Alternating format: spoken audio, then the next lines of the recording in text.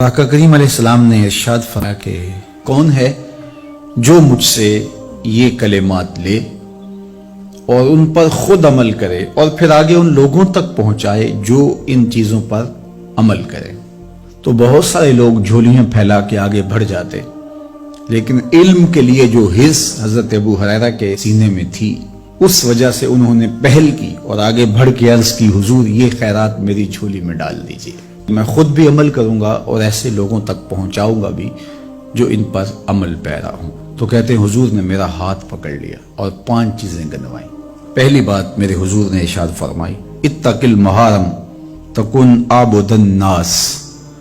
اللہ کی حرام کردہ چیزوں سے بچ جاؤ،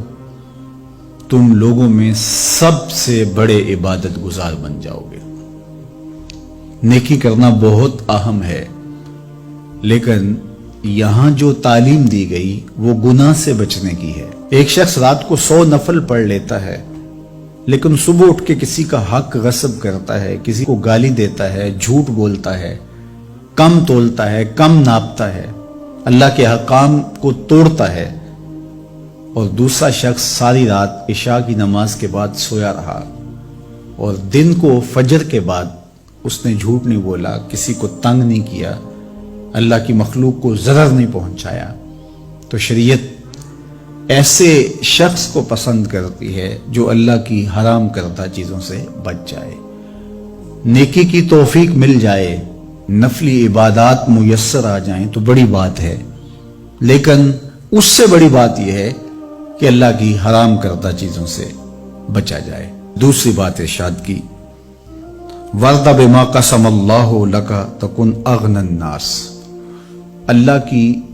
تقسیم پہ راضی ہو جا، لوگوں میں سب سے بڑا غنی تو ہوگا۔ دولت کی کثرت سے بندہ غنی نہیں بنتا، کتنے دولت مند ہیں، نفس کی کمینگی ہی ختم نہیں ہوتی۔ تو غنی اس وقت بندہ بنے گا جب اللہ کی تقسیم پہ راضی ہو گیا، اللہ نے جس حالت پہ رکھا اس حالت پہ خوش ہے کہ میرے مالک نے مجھے جو دے دیا یہ میرے لیے اس نے مناسب جانا، تو بس میں اس پہ راضی ہوں، میں اس پہ خوش ہوں۔ اور اگر انسان یہ نہیں چاہتا اور نہیں کرتا تو جہاں بھی ہوگا وہ مطمئن نہیں ہوگا۔ پھر ارشاد فرمایا، وَأَحْسِنْ إِلَى جَارِكَ تَكُنْ مُؤْمِنًا، اپنے ہمسائے کے ساتھ سلوک اچھا کر تو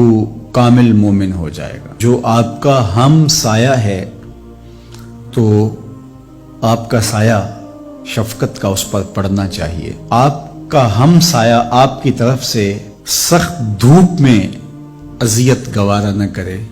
بلکہ آپ کے ہم سائے کے آپ ہم سائے ہی قرار پائیں،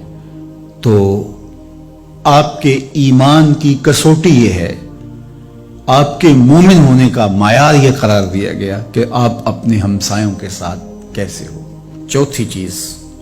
وَأَحِبَّ لِلنَّاسِ مَا تُحِبُّ لِنَفْسِكَ تَكُنْ مُسْلِمًا، اگر تم کامل مسلمان بننا چاہتے ہو تو جو اپنے لیے پسند کرتے ہو تمام مخلوق کے لیے وہ پسند کرو۔ اب کوئی شخص یہ مزاج اپنی طبع میں راسخ کر لے تو معاشرے کے اندر شر، فساد، بدامنی، کسی کے حقوق کو غصب کرنا، کسی سے زیادتی کرنا، کسی کا برا چاہنا، سب کچھ ختم ہو جائے گا اور یہ معاشرہ جنت نظیر بن جائے گا کہ جو ہم اپنے لیے پسند کرتے ہیں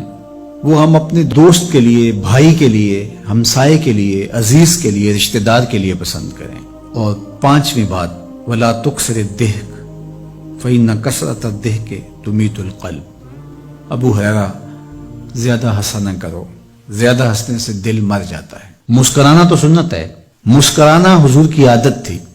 جس کی تسکین سے روتے ہوئے ہنس پڑیں، اس تبسم کی عادت پہ لاکھوں سلام۔ مسکرانے کے بعد